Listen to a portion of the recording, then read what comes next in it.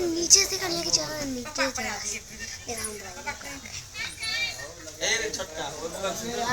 हम लोगों को सुनने की इच्छा है। हे मुनि श्रेष्ठ, अब वेद वेदांत के ज्ञाता है, आप जैसा दूसरा वक्ता नहीं देखता, क्योंकि वेद की क्या शीश है। सूत जी बोले, हे मुनि श्रेष्ठ, तुम धन हो, तुम वैष्णव में अग्रगण्य हो, कारण की सब प्राणी के सुन, तुम सदैव हित चाहते हो। हे सोनक सुनो, मैं आपसे उस उत्तम व्रत को कहूँगा जिस व्रत को नारद ने लक्ष्मीपति भगवान से पूछा था। एक समय नारद जी समस्त प्राणी की हित की इच्छा से अनेक लोक में घूमते हुए मृत लोक में आए। वहाँ उन्होंने देखा कि सब प्राणी अनेक पीड़ा से युक्त अनेक योनि में उत्पन्न होकर पाप कर्म से कलुषित हो रहा है।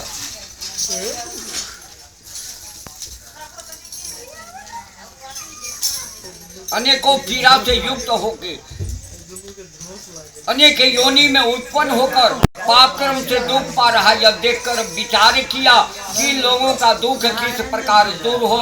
ऐसा मन में विचार कर विष्णु लोग चले गए। वहाँ जिनके शुक्ल वर्ण है, चार भुजा है, शंख चक्र को धारण किया है, वनमाला से सुशोभित देवेश नारायण है।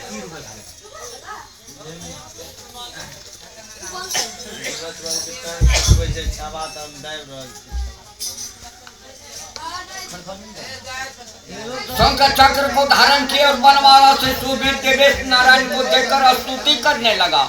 नारद जी बोले, हे महाराज, आप वचन और मन से न कहने न धारण करने योग्य अनंत शक्ति निर्गुण आत्मा है। हे महाराज, आप सब प्राणी के उत्पन्न करता, भक्तों के दुख के नाशक। यह स्तुति सुनकर विष्णु भगवान बोले, हे नारद, तुम किस काम से आए हो? तुम्हारे मन में क्या? हमसे जो पूछोगे वे हम कहेंगे।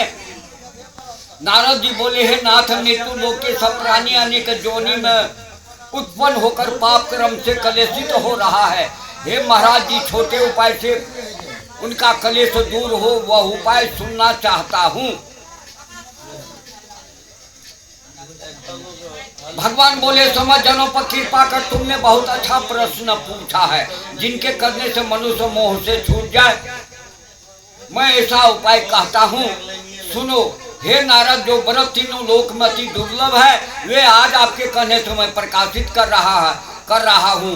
वह सत्यनारायण का व्रत है, जिनको विधि पूर्वक करने से इस लोक में सुख और परलोक में मोक्ष मिलता है। पूर्व में किसने किया था, किस समय यह व्रत करना चाहिए, आप विस्तार पूर्वक कहिए। भगवान ने कहा,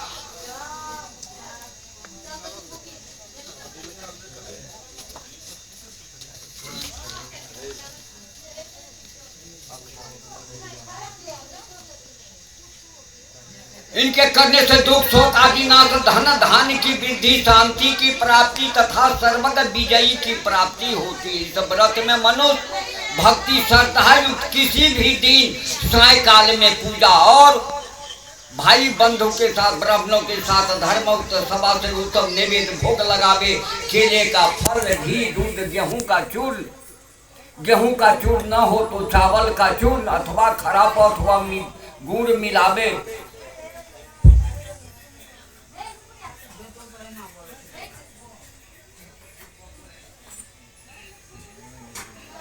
सवा शेर के हिसाब से मिलाकर भक्ति से सत्यनारायण को नैवेद्य भोग लगावे। बांधवों के साथ कथा सुनकर ब्राह्मणों को दक्षिणा दें और श्री सत्यनारायण के व्रत को प्रसाद को अपने भाई बंधु के साथ खाकर रात में गीत आदि तदंतर श्रोतागण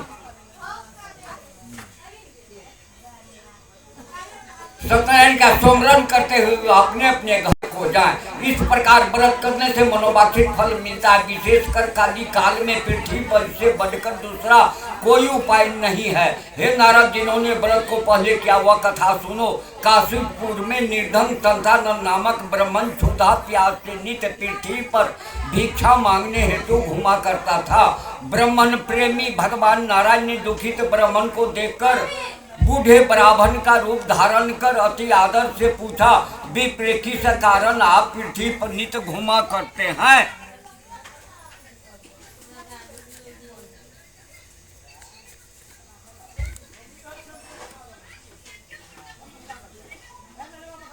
नीचे घुमा करता है। हमारी सुनने की इच्छा, यदि आपकी इच्छा हो तो कहिए। ब्राह्मण बोला, मैं अति दरिद्र हूँ, भिक्षा के लिए पृथ्वी पर भ्रमण करता हूँ, आप कुछ जानते हो तो कृपा कर पूर्ण रूपेण कहिए।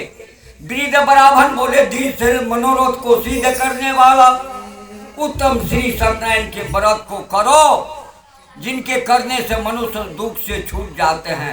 वृद्ध ब्राह्मण रूपधारी सत्यनारायण देव ने व्रत का विधान ब्राह्मण को बताकर अंतर ध्यान हो गए। तदंतर ब्राह्मण संतान मन में निश्चय किया कि कल ही सत्यनारायण के व्रत अवश्य करूंगा। इसी चिंता में ब्राह्मण को रात भर नींद नहीं आई।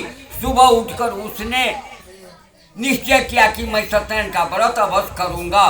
इस तरह का संकल्प कर भिक्षा मांगने को गया। उस दिन